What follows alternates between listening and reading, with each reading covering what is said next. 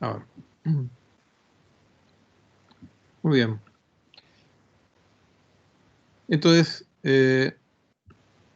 lo que vimos, digamos que para descubrir el engaño del orfebre con la corona, tiene que ver con la incomprensibilidad del agua, ¿no? Y el hecho de que cuando yo sumerjo algo, el volumen del agua desplazada es exactamente el volumen del objeto que sumerjo, ¿no? Ahora, él escribió un libro que se llama Sobre los cuerpos flotantes, en donde, digamos, aparte de eso, hay otra ley de Arquímedes que tiene que ver con qué empuje siente un cuerpo que es sometido, que es sumergido en el agua, ¿no? Entonces, este libro tiene también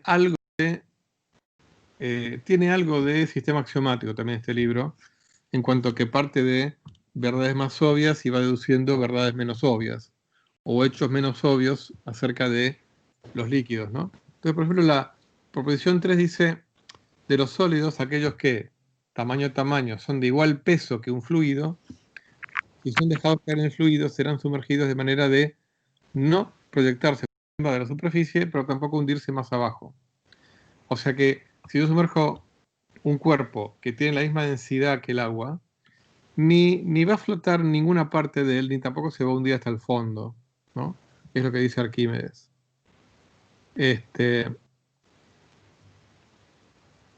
Entonces, después él va demostrando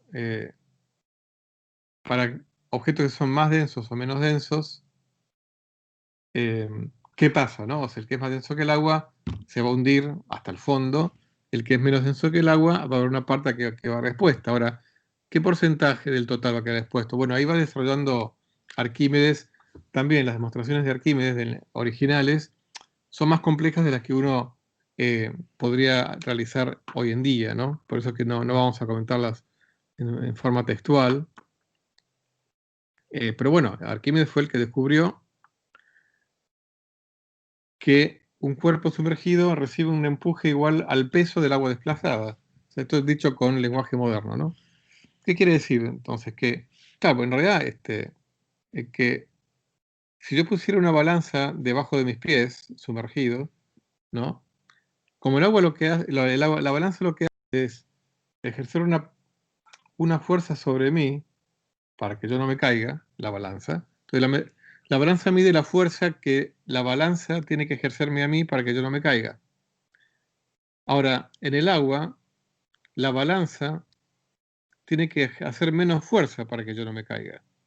Es como que uno lo ha hecho con un niño, con un amigo, con novio o novia, de alzarlo debajo del agua, bueno, pesa menos.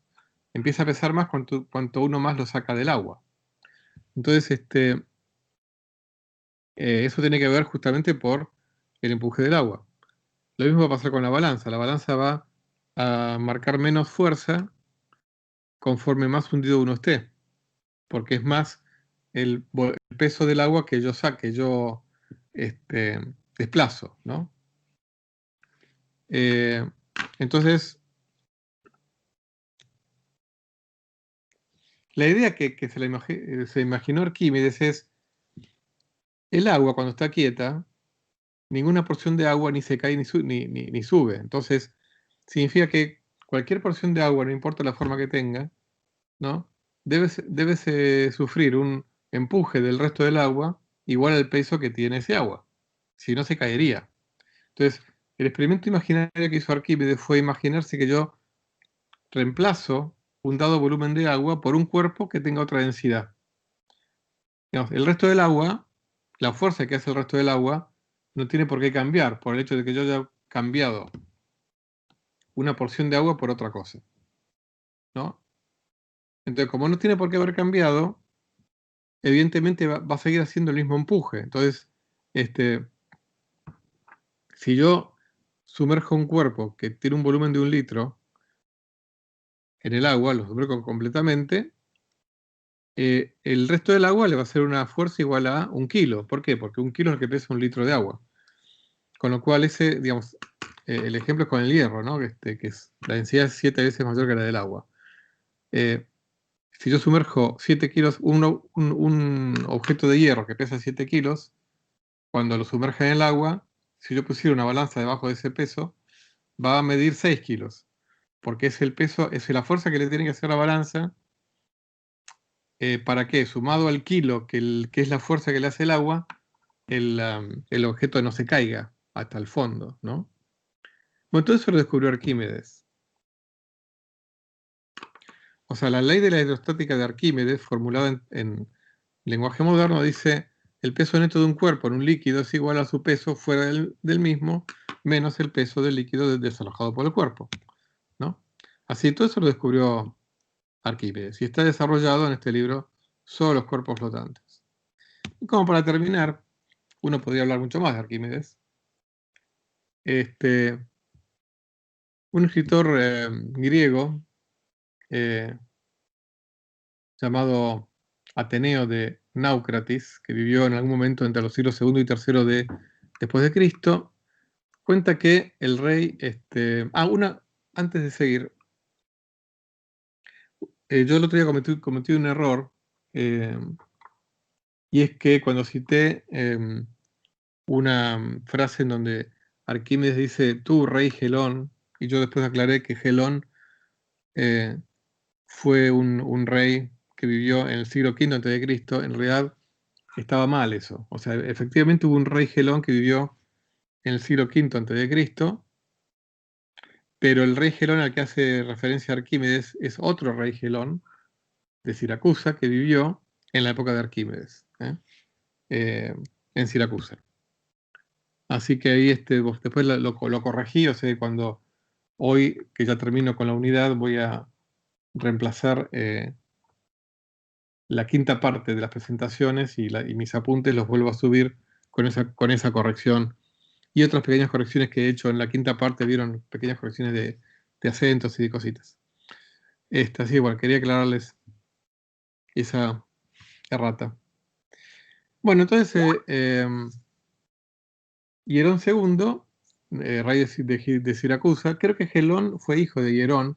Lo que pasa es que parece que Hierón lo nombró rey estando en vida de Hierón, aunque Gelón murió relativamente joven, antes de que falleciera su padre, pero aparentemente el padre lo había alcanzado a nombrar rey, a Gelón. Pero bueno, Hierón, ahora hablamos de Hierón, segundo, le encargó a Arquímedes construir o diseñar un barco de dimensiones superiores a la normal.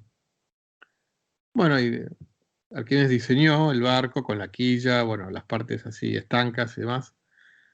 El problema era cómo hacer para después botar el barco, un barco tan grande, ¿no? Bueno, para botarlo fue que desarrolló todo el sistema de poleas súper sofisticadas como para poder empujar el barco. Ahora, después tenía otro problema, y era que un barco así debía tener ocasionalmente que desalojar grandes cantidades de agua para regular su flotabilidad. Entonces desarrolló lo que se llama hoy en día, desde hace siglos, el tornillo de Arquímedes, que ahí se ve la figura, ¿no?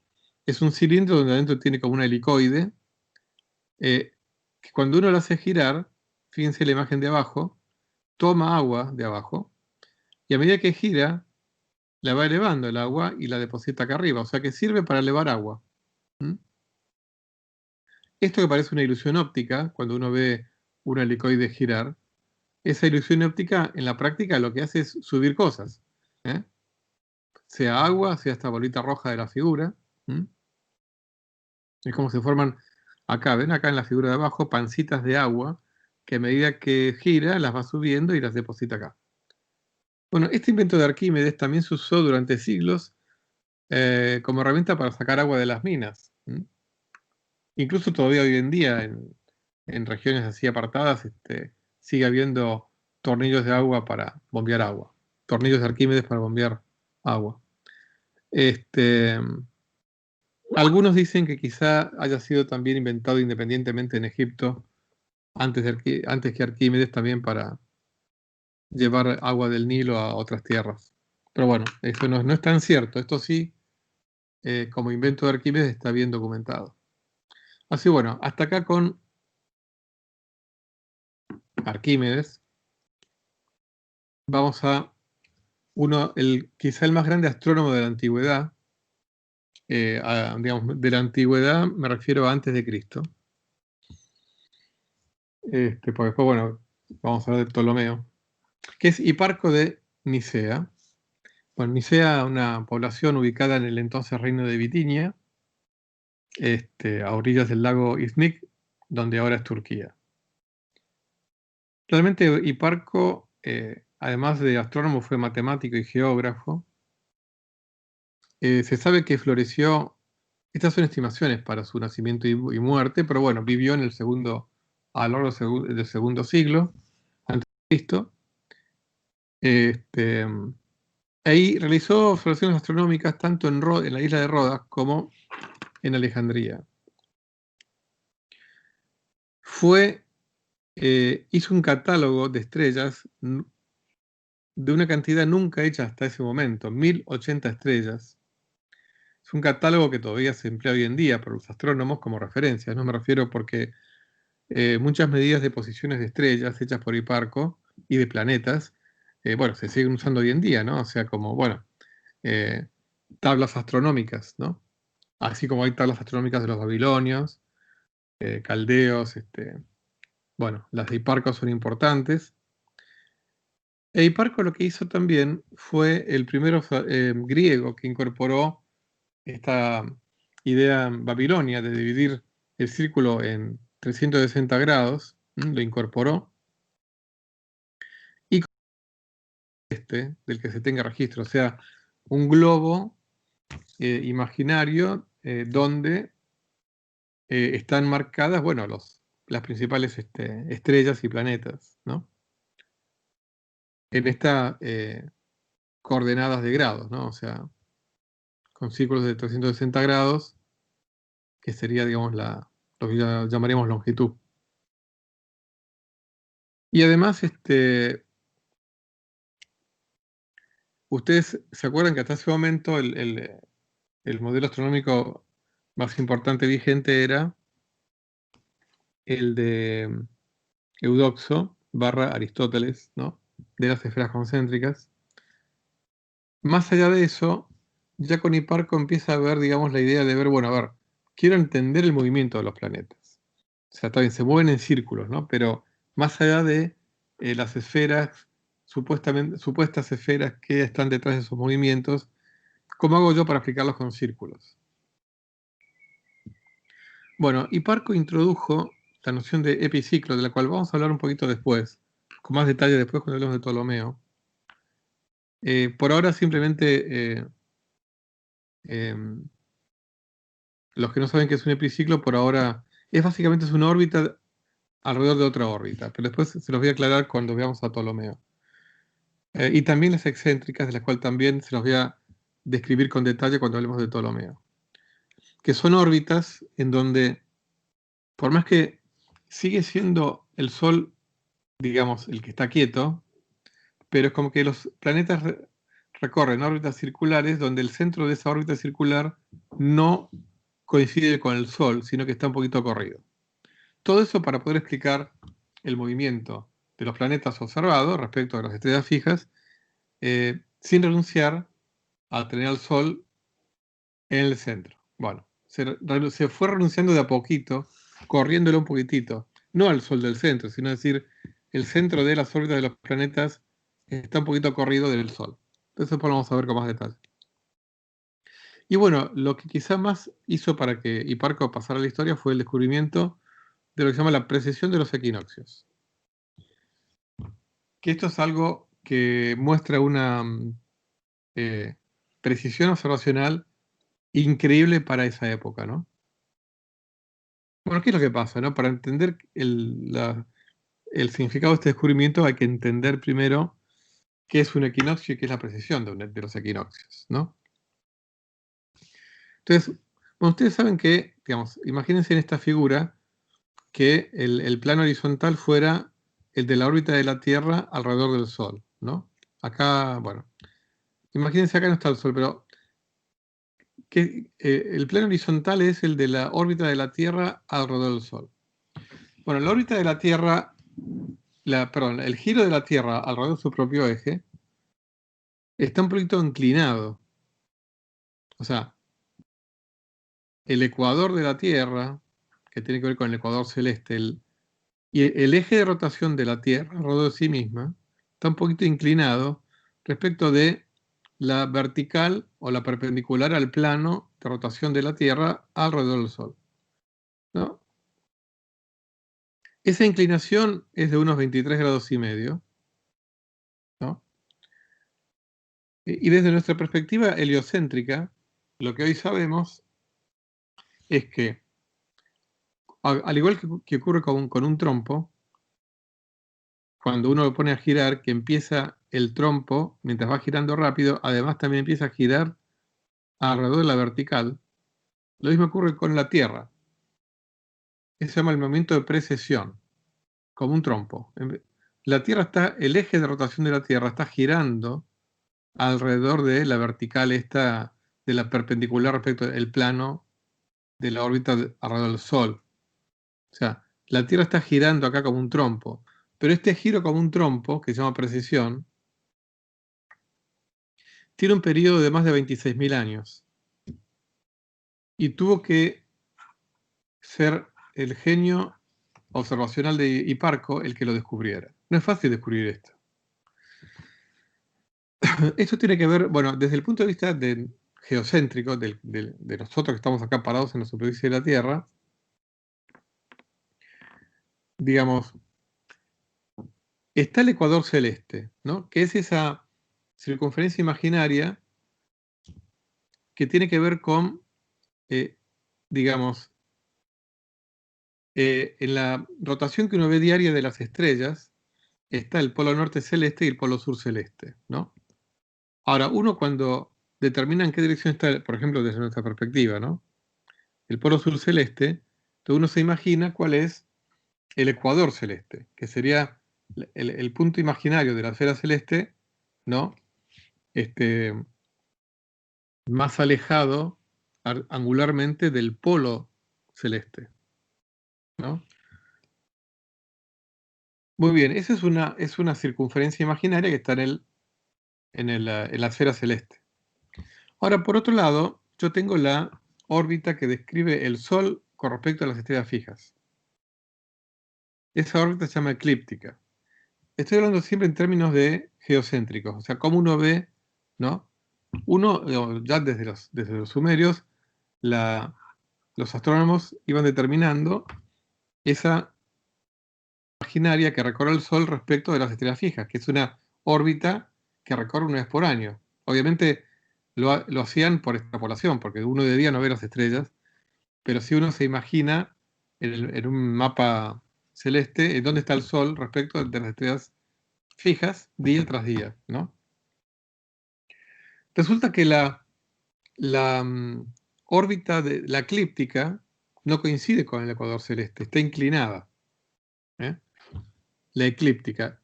Si la Tierra, si el eje de rotación de la Tierra alrededor de sí misma coincidiera con la vertical, entonces la eclíptica coincidiría con el ecuador celeste, pero como está inclinado, la eclíptica está inclinada respecto del ecuador celeste y por lo tanto corta al ecuador celeste en dos puntos.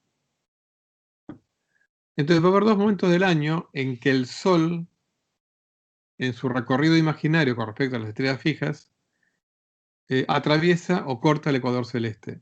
Esos puntos se llaman equinoccios. Y más o menos coincide, más o menos con un error de un día, con el inicio del otoño y de la primavera. Bueno, eso se va corriendo, entonces, bueno, no es exacto. Si lo buscan, van a ver que, por ejemplo, el equinoccio de primavera no empezó exactamente el 21 de septiembre a las 0 horas. Búsquenlo, van a ver que empezó, si mal no recuerdo, empezó en algún momento del 22. porque está un poco corrido, ¿no?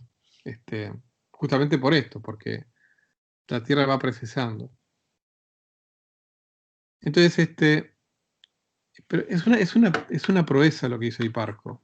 Realmente es una proeza, porque bueno, observacionalmente no es tan fácil determinar en qué momento el Sol atraviesa el ecuador celeste. En qué momento lo hace. Ese momento en que lo hace, se va corriendo. O sea, es como que el punto en que corta el ecuador celeste no siempre es el mismo. De eso se trata la precesión. De que el punto en la esfera celeste en donde el Sol corta el ecuador celeste, se va corriendo año tras año. Ahora, ¿cuánto se va corriendo? Muy poquito. Piensen que la estimación actual es de 50 segundos de arco por año. La que calculó Hiparco es de 36. O sea, tuvo un error, ¿no? Pero no importa, más allá de eso, es de menos de un minuto de arco por año. O sea, yo les recordé que el tamaño angular de la Luna es del orden de medio grado, ¿no? O sea que equivale a, digamos, 30, 40 minutos de arco la Luna. Entonces, el equinoccio se va corriendo menos de un minuto de arco por año. O sea que tienen que pasar, digamos, 40 años o cosa por el estilo para que el equinoccio se corra 1 grado. O sea, el punto donde el Sol corta el ecuador celeste se corre 1 grado. Bueno, no es fácil eso, para esa época determinarlo. Bueno, Hiparco lo determinó, ¿no? Y entonces determinó con bastante precisión cuánto dura un ciclo entero de precesión de los equinoccios. Con bastante buena aproximación. O sea, casualmente le dio un orden de magnitud del orden de 26, 27 mil años, que como les dije en la otra clase, casualmente coincide con el gran año platónico, ¿no? Que siempre quedará para el misterio por qué esa coincidencia, ¿no? Bueno, eso le permitió a Hiparco distinguir en lo que hoy conocemos como año sideral y año trópico. Y fíjense el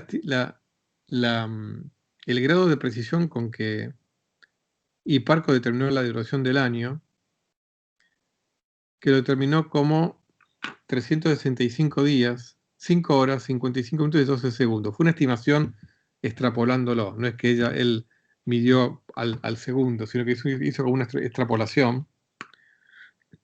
Pero es increíble. ¿En qué se diferencia en el año sideral del año trópico? El año sideral tiene que ver con cuando, desde nuestra perspectiva, el Sol vuelve a estar en el mismo punto con respecto a las estrellas fijas. Mientras que el año trópico es el tiempo que pasa entre dos sucesivos cruces del Sol del ecuador celeste. Si no hubiera precesión, ambos años coincidirían, pero como hay precesión, entonces hay una pequeña diferencia dada por eso. Así bueno, realmente un genio Hiparco. Acá hay otro gráfico que por ahí es complementario al anterior. ¿Ven? Acá es como que esta es la eclíptica, ¿no? Es la trayectoria imaginaria del Sol respecto a las estrellas fijas. Acá están las estrellas fijas, estos puntitos acá. Y este es el ecuador celeste, ¿no? Entonces, el momento en que el Sol corta a la eclíptica, ¿no? Año tras año, se va corriendo. Acá está descontado la rotación diaria. Esta es la esfera celeste, donde están las estrellas fijas. Ven cómo va año tras año, va cortando en distintos puntos, ¿no? En la época en que nació Cristo, si está por acá, en el año 1000 estaba acá, en el año 2000 estaba acá, ¿no?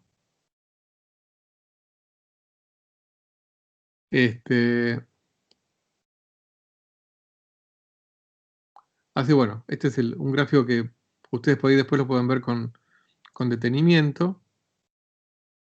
Ven, por ejemplo, acá sería el 20 de marzo, más o menos la posición del equinoccio de lo que llamaríamos otoño nosotros, ¿no?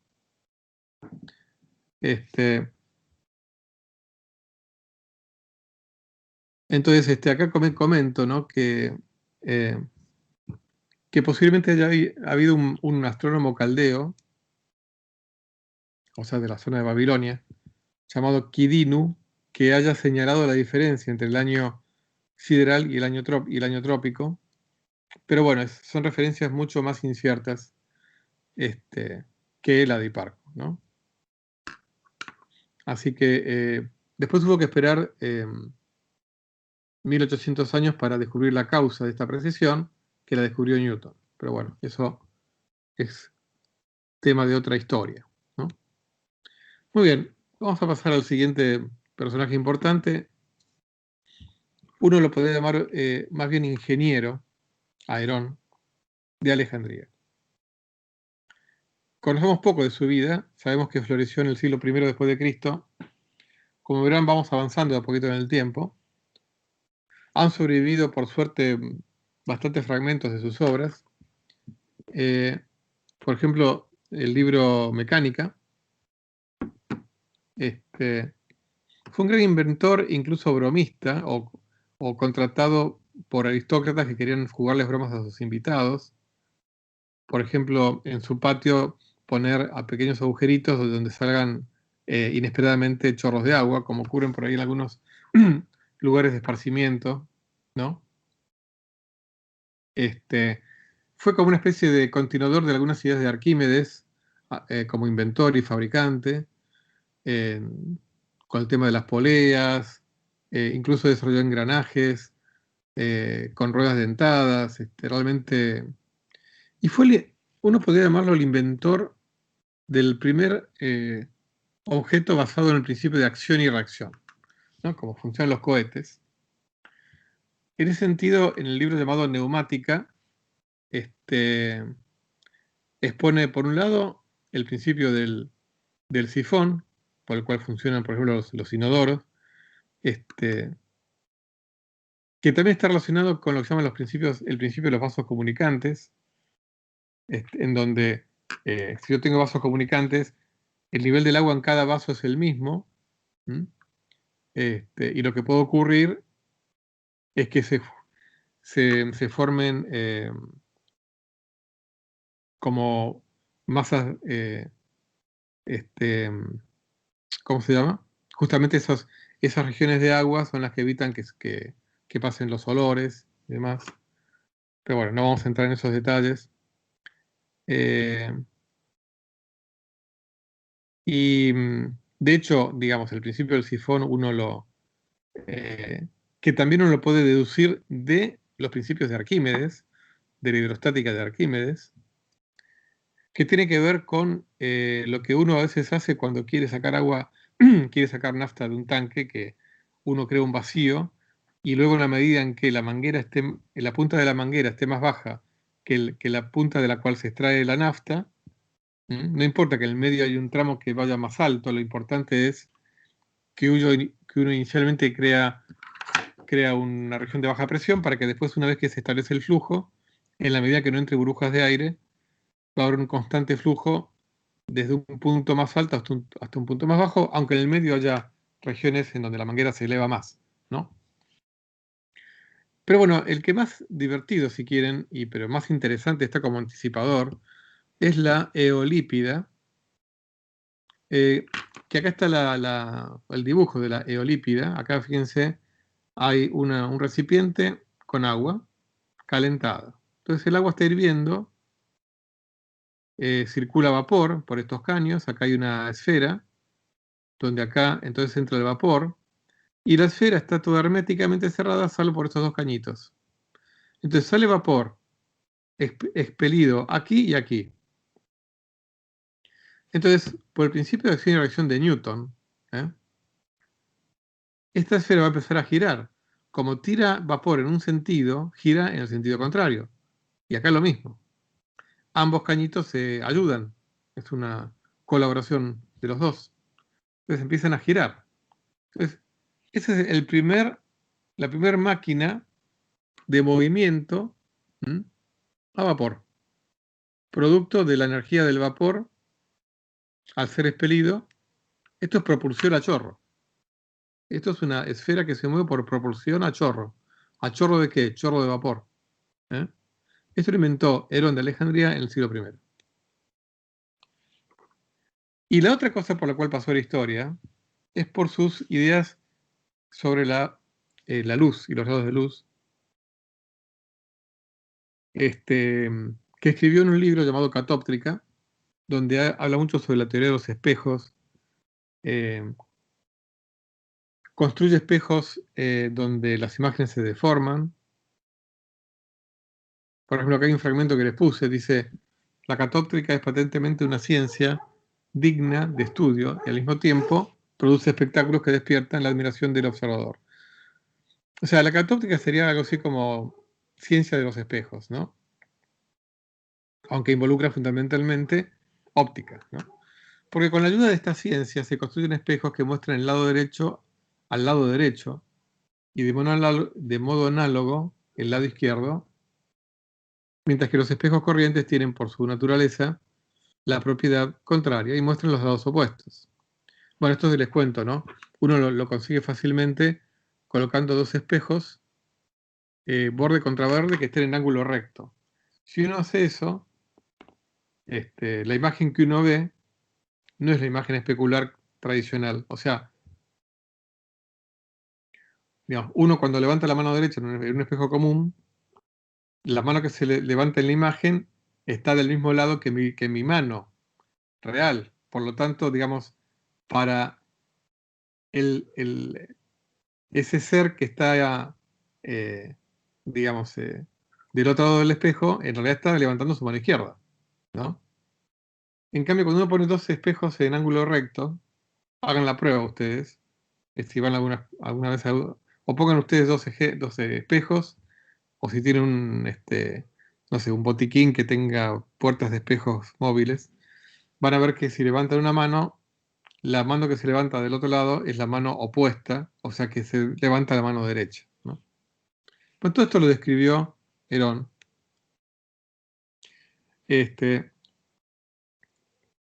Y acá hay otro fragmento muy importante, porque esto yo diría que, bueno, ahora lo leo primero y lo comentamos. Dice: precisamente todos los que han escrito de dióptrica han estado en duda de por qué los rayos procedentes de nuestros ojos son reflejados por los espejos y por qué las reflexiones son en ángulos iguales. Una cosa les cuento, y esto se los comenté de paso en alguna otra oportunidad, creo que hablando de Aristóteles. Hasta la época de Herón y por muchos siglos más, todos los eruditos y no eruditos van a pensar que la vista, la acción de ver se produce porque salen rayos de nuestros ojos, no porque nos llegan rayos de luz a nuestros ojos, sino que salen rayos de nuestros ojos y con esos rayos captamos lo que hay a nuestro alrededor. Es como la telaraña que lanza el hombre araña. Bueno, acá nosotros constantemente estamos lanzando rayos de nuestros ojos, ¿no?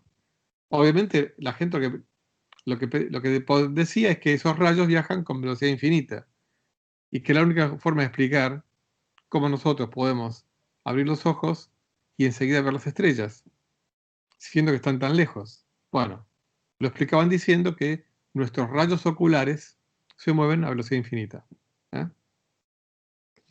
Esto aclaro para ver por qué está escribiendo esto Herón, ¿no? Ahora bien, la proposición de que nuestra vista se dirige en líneas rectas procedentes del órgano de la visión puede ser demostrada como sigue. Cualquier cosa que se mueve sin cambiar de velocidad se mueve en línea recta. Las flechas que disparamos con arcos pueden servir de ejemplo, porque a causa de la fuerza impulsora, el objeto en movimiento tiende a moverse siguiendo la distancia más corta posible. Más corta posible. Porque no tiene tiempo a un movimiento más lento, dice Herón, ¿no? Porque no tiene tiempo. Esto es para moverse sobre una trayectoria más larga. La fuerza impulsora no permite esa retardación. Es como que la fuerza impulsora que tiene adentro el móvil no le da tiempo a detenerse y buscar otros caminos, ¿no? Entonces dice, por razón de su velocidad, el objeto tiende a moverse por el camino más corto. Pero la más corta de todas las líneas que tienen el mismo punto final es la línea recta. O sea, acá está lo que está diciendo Herón, es que los rayos de la vista eligen el camino más corto, porque no tienen tiempo para buscar caminos más largos. Y el más corto es la línea recta. Que los dedos procedentes de nuestros ojos se mueven con velocidad infinita puede inferirse de la siguiente consideración. Cuando después de haber cerrado los ojos los abrimos y miramos al cielo, no se necesita ningún intervalo de tiempo para que los rayos visuales alcancen el cielo. Es lo que les decía hace un ratito, ¿no? En efecto, vemos las estrellas tan pronto como las miramos, aunque podemos decir que la distancia es infinita. Además, si la distancia fuera mayor, el resultado sería el mismo, de suerte que los rayos son emitidos con velocidad infinita. Por tanto, no sufrirán ni interrupción ni curvatura, pero se moverán a lo largo del camino más corto, o sea, una línea recta. Esto es muy, muy significativo, y a partir de este principio, ¿no?, de que los rayos visuales de todos los caminos posibles eligen el camino más corto, dedujo la ley de la reflexión. ¿Qué es la ley de la reflexión? En la versión moderna, que de todos los caminos posibles la luz elige el camino tal que el ángulo de incidencia en un espejo es igual al ángulo reflejado. ¿Mm? Esa es la ley de la reflexión. Y esa ley se puede, entre comillas, demostrar, digamos, dado la posición del ojo humano y dado un objeto, ¿no?, desde nuestra perspectiva. La luz de ese objeto que llega al ojo elige el camino más corto, y el más corto de todos los caminos que puede elegir rebotando en el espejo, ¿no? Bueno, obviamente el camino más corto es el que va directo del objeto al ojo, pero supongamos que el ojo está apuntando al espejo. ¿Cuál es el rayo más corto? Es el rayo tal que rebota en un punto del espejo de forma tal que el ángulo de incidencia al espejo es igual al ángulo reflejado. Por ahí tendría que haber agregado un diagrama para que lo entiendan, para los que no han estudiado o no han cursado ninguna materia de óptica ni en el secundario ni en la facultad. Los demás lo recordarán. O sea que esta ley del camino más corto explica o demuestra la ley de la reflexión. Esto es un gran descubrimiento de Herón, porque es la primera formulación de una ley en toda la historia de la ciencia, en toda la historia del pensamiento, la primera formulación en términos de erección de algo más corto o más grande. Después, a partir del siglo XVIII, bueno, van a empezar a llegar muchos ejemplos en la física, sobre todo. El más conocido, el principio de mínima acción. Y de hecho es un principio que sigue estando vigente en las teorías modernas de la física. Como que la naturaleza elige la trayectoria que minimiza o maximiza algo, ¿no? Bueno, el primero que lo formuló, que formuló un principio de estas características, fue Herón de Alejandría, diciendo que, desde la perspectiva de él, los rayos visuales se desplazan eligiendo el camino más corto. No, dado la posición del ojo y dado la posición del objeto al cual el ojo quiere ver, el rayo visual que emite el ojo elige el camino más corto. En realidad, el camino que le toma menos tiempo recorrer. ¿Y cuál va a ser? El más corto. Muy bien, hasta acá con Nerón. Un personaje muy importante, como podrán ver. Bueno, vamos a entrar a Claudio Ptolomeo, astrónomo, matemático, músico también. Hablando de música, tiene un rol muy importante también. De hecho, tiene una obra que se perdió en gran medida que se llama Armonía. Sabemos poco de su vida, salvo que vivió fundamentalmente en el siglo II después de Cristo. Nació en Ptolemaida, en Egipto, y falleció en Cánope, que es una ciudad también de Egipto cercana a Alejandría. El libro más conocido de Ptolomeo se llama Almagesto, que en realidad el título Almagesto no se debe a Ptolomeo, sino que es el título que le pusieron los traductores islámicos. O sea, Almagesto es una palabra árabe. Bueno, realmente Ptolomeo, aparte de escribir ese libro y de formular su teoría del cielo, más sofisticada y más exacta que la de Eudoxo y que la que había, digamos, modificado Hiparco, hizo muchas observaciones, con lo cual hay tablas astronómicas de Ptolomeo. O sea, una tabla astronómica es una tabla de números donde me dicen la posición de, sobre todo de los planetas, que son los que se mueven respecto de las estrellas fijas, en distintos días y años de la vida del astrónomo en cuestión. En cuanto a la física, también hizo contribuciones, Ptolomeo, en lo que es la óptica. Un libro, bueno, que se llama Óptica, o sea, ahí no es ningún misterio, la óptica de Ptolomeo. Que afortunadamente nos llegó una traducción completa de latina de una versión árabe. O sea, como vamos a ver, le debemos mucho a los árabes porque realmente haya resurgido la ciencia en Occidente. Es mucha la deuda con los árabes, ¿no? Y Ptolomeo se metió con una cuestión mucho más compleja que la reflexión, que es la refracción de la luz. O sea, cómo cambia la dirección de un rayo de luz cuando pasa de un medio a otro medio, por ejemplo, del aire al agua o del aire a un vidrio, ¿no? Nada más que acá Ptolomeo en el sentido va a seguir hablando de los rayos visuales, no de los rayos de la luz. O sea, va a haber que esperar a un árabe, a un musulmán, en realidad, para que se empiece a cambiar la óptica, valga el juego de palabras, ¿no? Sobre cuál es el rayo en cuestión.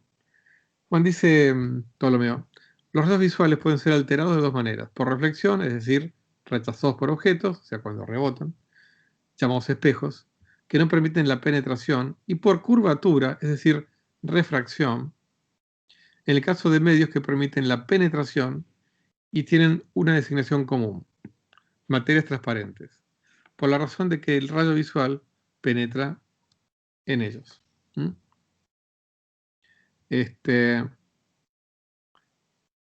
Fíjense que usa la palabra curvatura. Ahora vamos a ir a aclarar un poco en qué pensaba Ptolomeo cuando hablaba de curvatura. Entonces, medios que permiten la penetración, ¿no?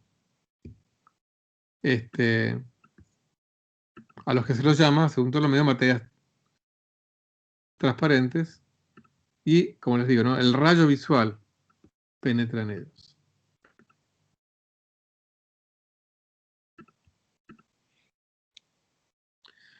Bueno, entonces ahora vamos a detenernos un cachito. Por ahí vamos a empezar ahora y ahora voy a cortar para el descanso.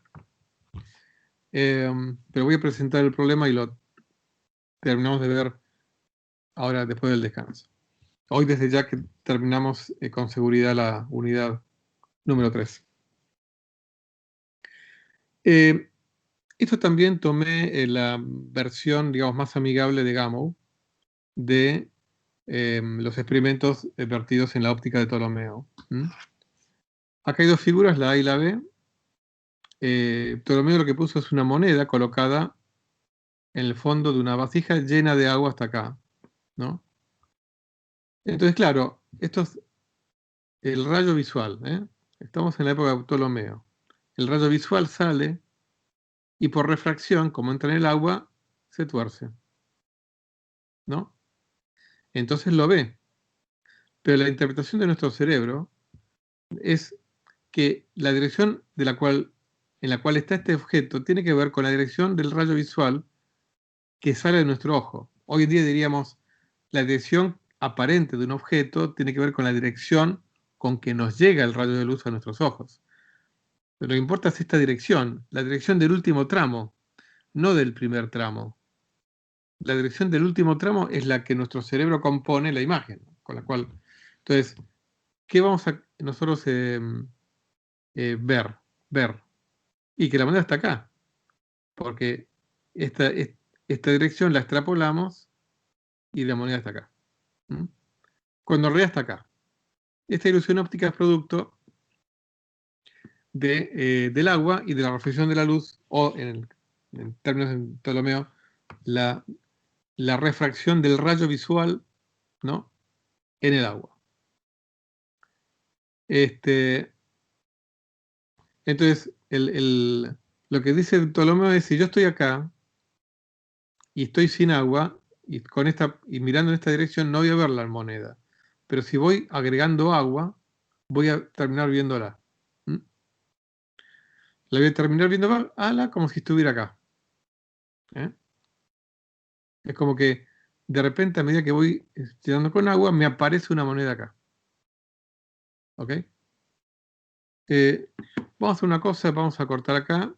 Ahora vamos a explicar este dispositivo que inventó Ptolomeo.